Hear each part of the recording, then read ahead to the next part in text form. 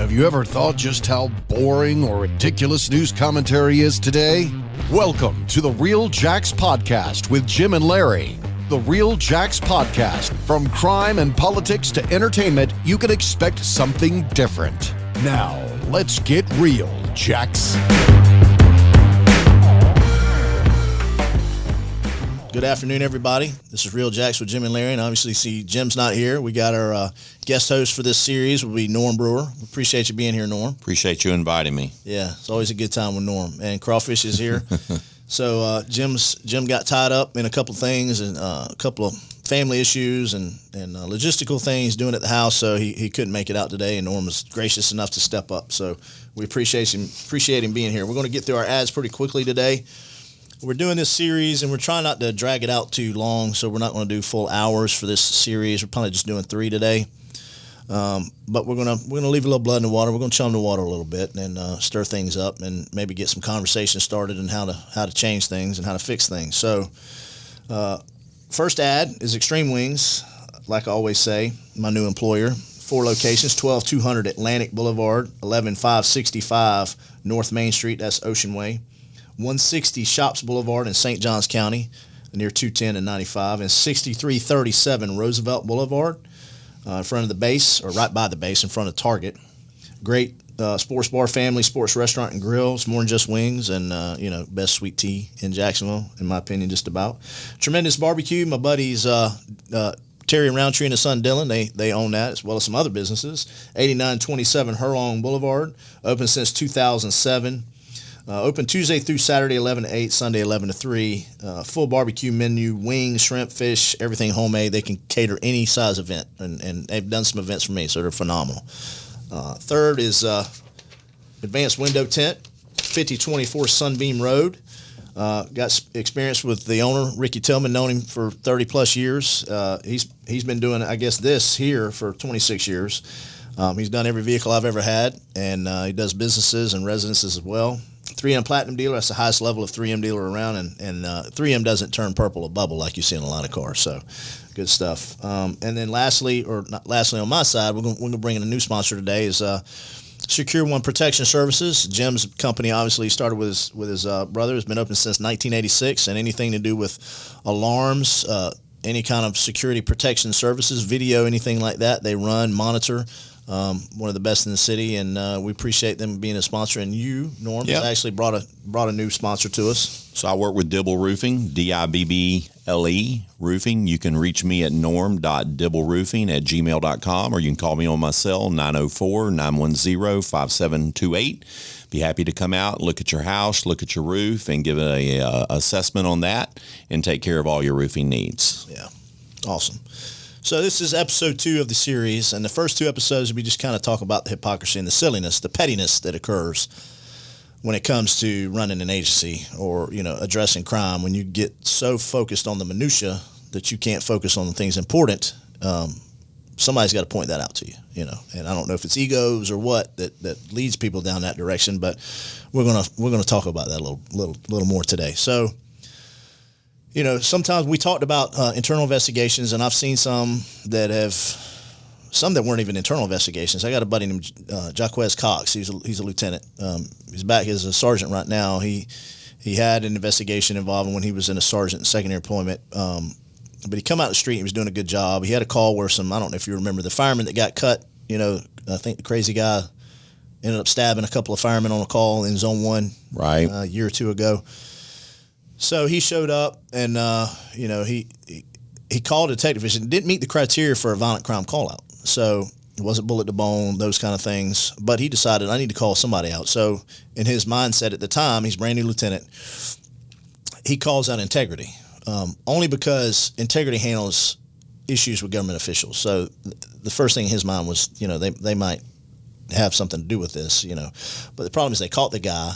He notifies the assistant chief, makes a notification, does a media release, does all those things. And somehow, I don't know where he pissed somebody off before, but he was on probation. So basically a chief did a memorandum or a note that he had mentored him, and they didn't feel like he had taken the proper steps. And I don't know what other steps he can take. And I mean, he's, he called everybody he could call. He had ETs out, evidence technician, crime scene detectives now. He did a media release. He called JFRD's chain of command. He called his own chain of command.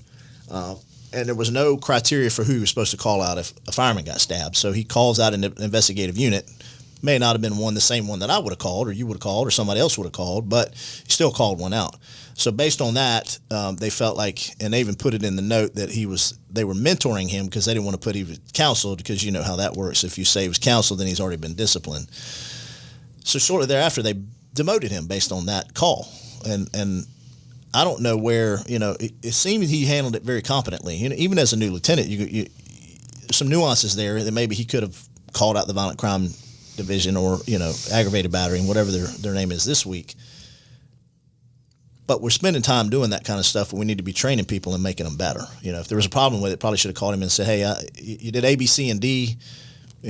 Probably should have added E to the list. He didn't violate any policy. So the demotion just seemed extreme. And maybe that's just me, but that's a personal opinion. But that's the kind of thing. And when you're spending time, and there's an info bulletin, you get written directives. You remember signing off on written directives, and now you got Power DMS that you sign off on written directives. You've got memorandum and information bulletins. They call it for different reasons. Memorandum sometimes change policy. You're supposed to be implemented within 60 days, that kind of thing. You remember taking the test. Anyway, I don't think that's, but go ahead. It doesn't matter. But there was one, 2019-122.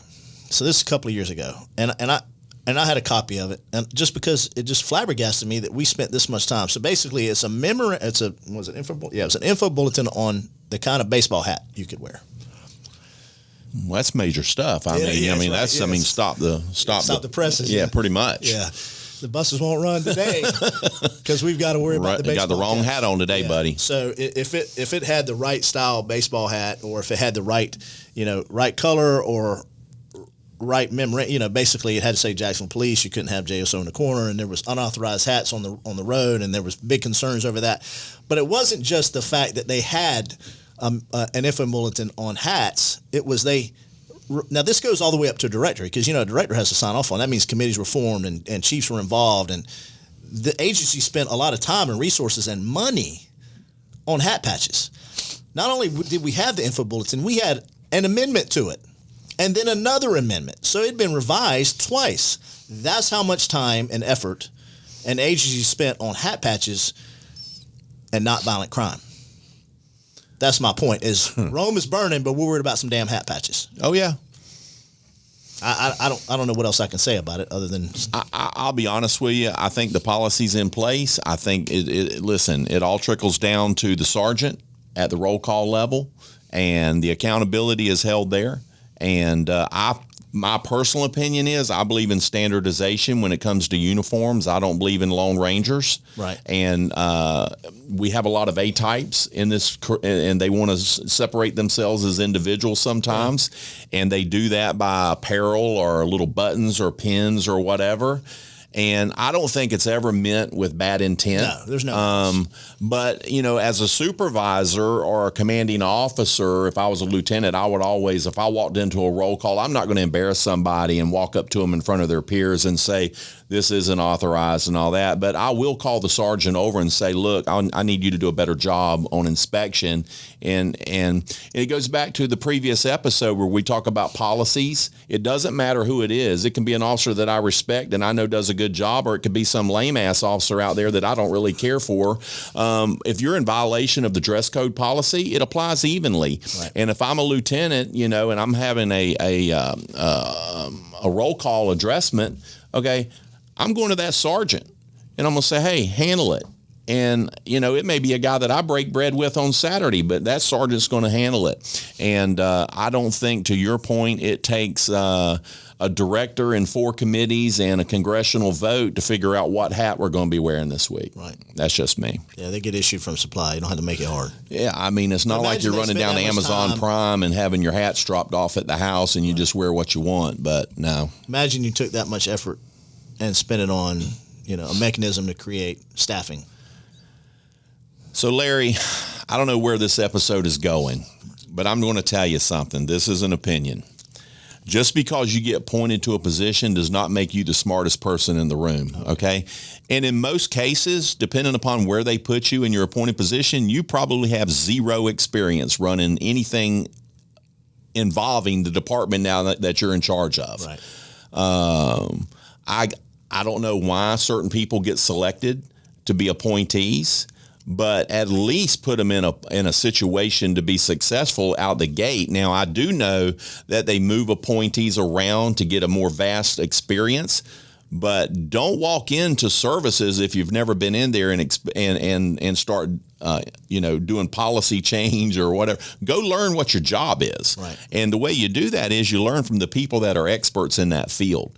And if you ask me my opinion, I think we've had a lot of appointees get put in appointed positions to fill spots. They have no working knowledge of the department in which they're running. Now they have a choice. They want to make a mark. They want to make a mark. So they have a choice. They can get off their ass and go learn their job. And you learn that from the people that are under you that know how to do it confidently. What's important, though? It's important. Yeah, what's important, not... Yeah. Yeah. Or you can... Minutia. Yeah. Or you can sit back and invoke your will, and come up with some stuff that then we have to meet 16 times later to undo the one thing that you just did. Right. That's just an observation that I have made. You talked about appointees before, Wayne Clark. Wayne, okay. Yeah, and like you say, he's a pretty decent guy away from doing this, but, put him in the job and he goes off the rails. I mean, he's running for sheriff. Right. I don't know if he's publicly said it, but he announced it to his church. I saw the video. He was fired from the airport as their police chief. I understand that to be the case. Yeah, it was. Hey, you can Crawfish can pull it up, and he's in charge of the school, or at least was until recently, who was under grand jury investigation for cooking the books on crimes. Him and Mike Edwards. I can tell you from a policy standpoint, not documenting crimes to soften the statistics in your favor, to me, is a crime in and of itself. I think that's the way the grand jury saw that as well. So I don't know how that flies out in the mesh when you're politically... Jacksonville Aviation Authority seeks to part ways with Security Director Wayne Clark. Yeah, but he's going to run for sheriff. He was a Republican before, I know, and I heard he's running as a Democrat, or he's changed parties back to Democrat. So he'd be running against Keisha Burton, whoever else runs on the Democratic side. Wow. Keisha Burton will kick his ass. So she's phenomenal, good person, sweet, got a great heart, and she wants to see the culture change, at least when, as far as the agency and the way it runs. So. Well, like I said in a previous episode, Wayne is not a dumb individual. No, he's a very smart individual, but like a lot of us, he's made some very dumb decisions, both personally and professionally. And, if he weathers, let me say this about Wayne. If Wayne wins... If he does get in the sheriff's race and he wins the sheriff's race, as long as he is doing what's in the best interest of the department and the citizens of Duval County, I'll support him. But if he's not, I along with the minis, including yourself, will probably be barking at his ankles every day wanting him to fix it. Right. But I'm going to say that about any... Because I don't think Wayne Clark's ever going to do anything that doesn't he's not getting he's not getting my vote. I don't think you're going to change the stripes of the zebra. I mean, you got another guy. You got Matt Nemeth. He's a 2-star chief, and I understand there was an issue with wanting some kind of quotas or something. I don't know. I understand there's an email out there. I don't know yet. I'll have to verify that he was trying to quit quotas, and he's not real popular with the troops when it comes to that kind of thing. Is that like the John Gordon syndrome? Yeah, I don't know. Oh, we're not going back that far? Of Superman's cape? Yeah. Okay. Well, he got into that, and now he's going to run, I guess.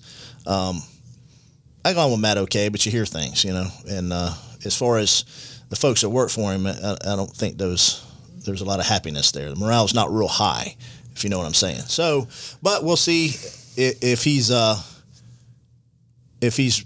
Matt's a sharp guy. It's like Wayne Clark. He's very sharp. He used to do Detective Matt back on TV back in the day. I remember that. Yeah, he did Detective Matt. So Matt's going to run. I know he's meeting with donors now. I don't know if he's officially announced, but he's been out there meeting with donors. I hear he says some negative stuff about people, and a couple of things have gotten back to me, I guess, from back in my days as an AC. That's gotten back to me that he said about me.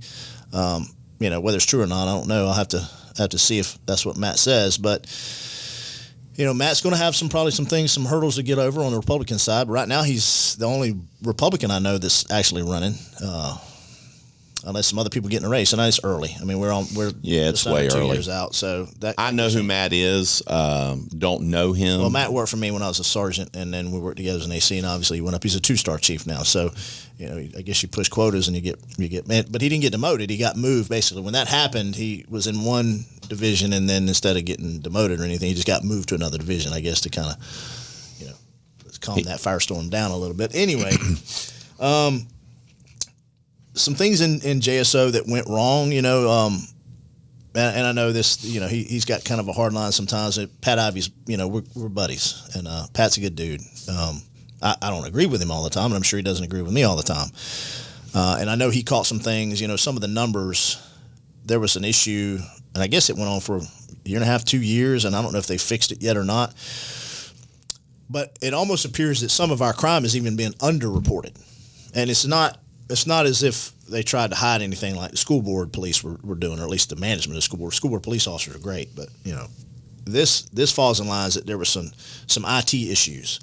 So when you call in a call and it's reported, and that particular call is not attached to a parcel within the property appraiser site, it went to that particular crime went to a miscellaneous folder. So let's say 10,000 103rd Street is not an actual address assigned to a parcel within the GIS codes, within geographic information systems. It didn't go within the crime's totals. It went to a separate folder. And I know they brought it to the undersheriff's attention. He's like, how long is this going to take to fix? And someone said about 18 months. And, are they going to do it? How much are they going to have to hire somebody? And he was like, how much it's going to cost? $100,000. You hear all the rumors about it, but there was issues with the total calls, and I don't know if it's still going on or how long it went on prior to this, and even if it's been fixed. But our numbers are high, and I hope that there's no case where we're still having issues with crimes being underreported only because they're not assigned to an actual address. Basically, you actually have all these addresses within Jacksonville. If it wasn't an address, an actual created address within the city parcels, then it just went to a separate folder. Right. So if you have a shooting or 10,000 block of 103rd Street, whatever. And there's not, and it didn't fall within a certain, let's say it was 9992 and then 10,003 or something along those lines. It fell within one that wasn't an actual parcel. Where are those numbers at? And how have they affected it over the last few years? I hope that's not the case because, Jacksonville's struggled with violent crime for the last few years. So obviously going to have to change directions. Well, you brought up Pat Ivey. Let me just say, when he first made sergeant, he came to work for me in Zone 5 as a lieutenant, and I have nothing but respect for Pat personally. One of the sharpest individuals I've ever had the privilege of working sergeant, with. Lieutenant, Pat's a bright guy, but he's a hard ass when it comes to these internal complaints. He'll lop the heads off quick. Some of them may need it, but but at the same time, at some time there has to be a page there in the back that says we're going to apply some common sense, and that doesn't always translate. Yeah, well, I think there's a lot we can fix. They sent out an email. They had an issue with what kind of quotes you could. Now, obviously, you want everybody to be professional in this uniformity, but what kind of pictures? Because now you can assign a picture to it. That's the kind of stuff on top of the hat patches. We're sending that out. We're naming mascots and stuff like that. I mean, if we're spending that much time on minutia, then we need to focus on what are we doing wrong? Because violent crime's up, but we're worried about what kind of signature you can have on an email, or what kind of picture you can assign yourself on an email, or what kind of quote you're using. And obviously you don't want to, something that's ridiculous or unprofessional. But you're talking about like an email signature? Yeah. That's the kind of minutia that we've gotten down into, or that JSO's gotten down into. Talking to Doug Dixon, he basically says, is this really going on? How about we focus more on the community and instead of hat patches, naming a mascot and email signatures, and that's true.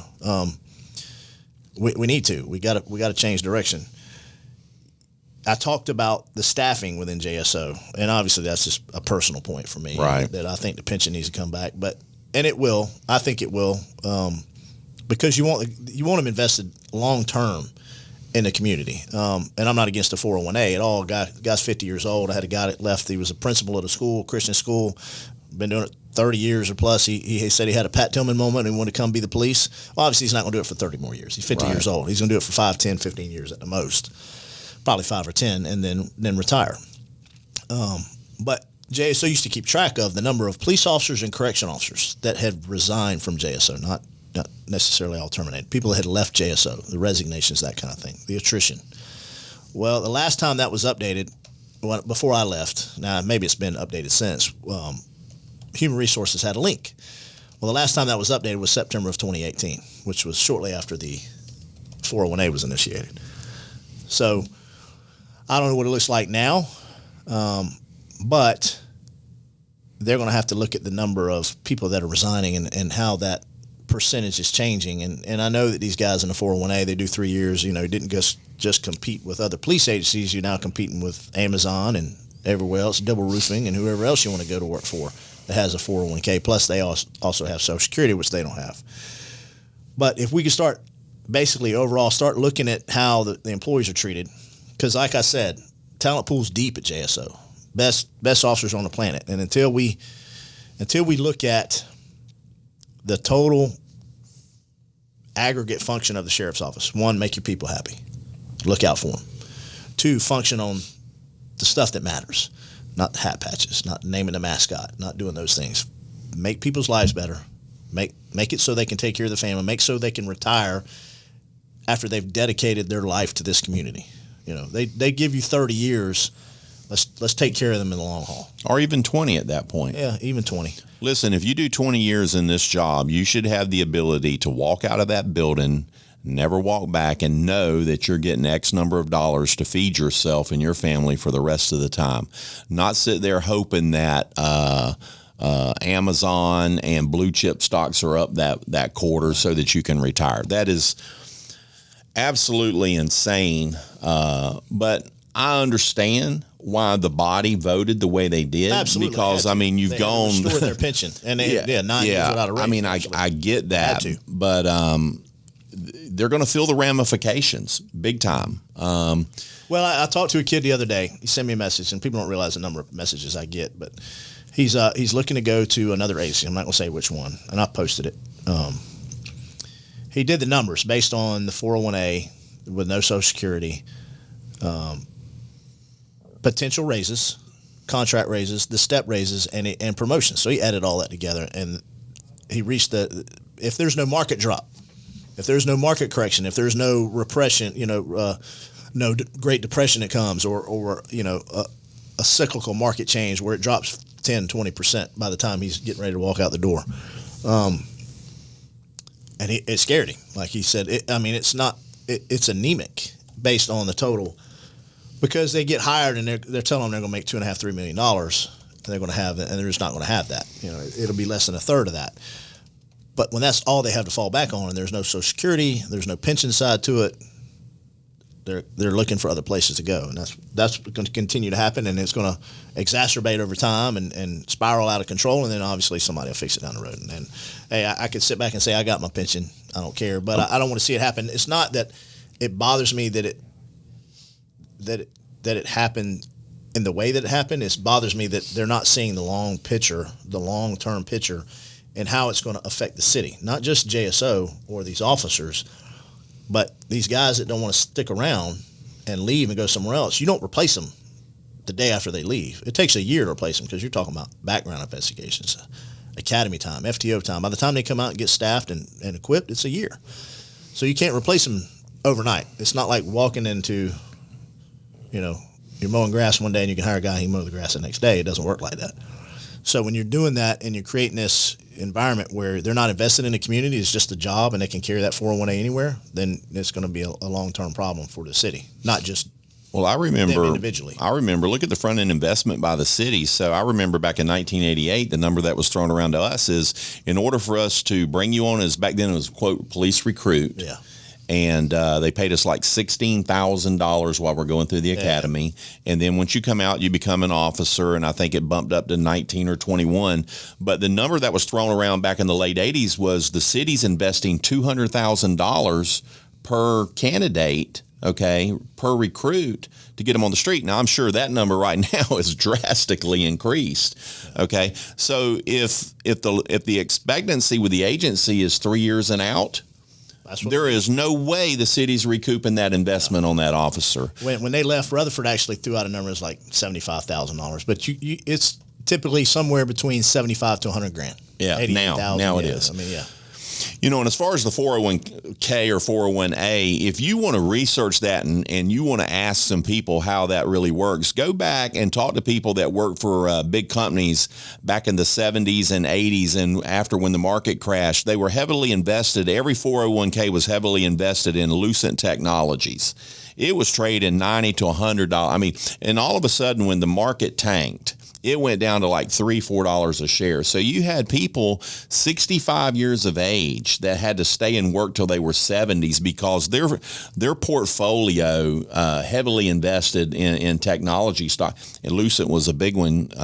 You guys can fact check me on this, but they had to continue working. Now, what quality of workmanship can you get out of a guy that doesn't want to be there? 65-year-old, 65-year-old police officer, and he doesn't want to be there, and you're out there. You know, it's you know, talk about working the impossible. It's not going to happen. No, but this was a Band-Aid. This was a stopgap. That's all it was. Yeah. And now somebody's actually got to come up with something that will work. Yeah. Well, you know, I was an advocate for a hybrid. And look, I'm not against a 401a. Somebody coming out 50 years old, retires from the military, does another job for 30 years.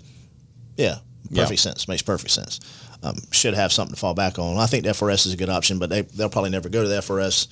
But they could create one that kind of emulates that, where they have a pension side for the people who are going to be here 30 years and then a 401a guy for the guy, you know, somebody's going to be here 5, 10, 15 years. Right. That's just for the training if you're looking at that crawfish. He's looking up. Rutherford said it during the when the pension stuff was training, they interviewed John Rutherford, and he said, I'm concerned that it's going to, you know, the pension changes, it'd take you a little while to find. I probably should have told you that before, but he said, I'm concerned is how much it's going to cost us to replace these people. You know, they leave. So, yeah. You know, that topic he's pulled up there, Sheriff Mike Williams eases job qualifications. You know, you tell me, is it still a 4-year degree, or okay? They have it, but they have other ways around it, and they had to. You know, you go to the 401a, and you start lowering the standards a little bit. So right. Anyway, I think, you know, we've kind of beat everything up over the last couple of episodes, and I don't want to make them too long. It's a good organization. The city of Jacksonville, obviously, I love it. I was born and raised here. You were as well, right? So we need to focus on the right things and not the minutia. We need to drill down, and I think the next episode, instead of just talking about the problems, we're going to talk about some solutions. Excellent. Let's. I'm looking forward to that one. Yeah, that'll be good. I appreciate you coming, and we'll see you on the next episode as well. All right. See you then. Thank you.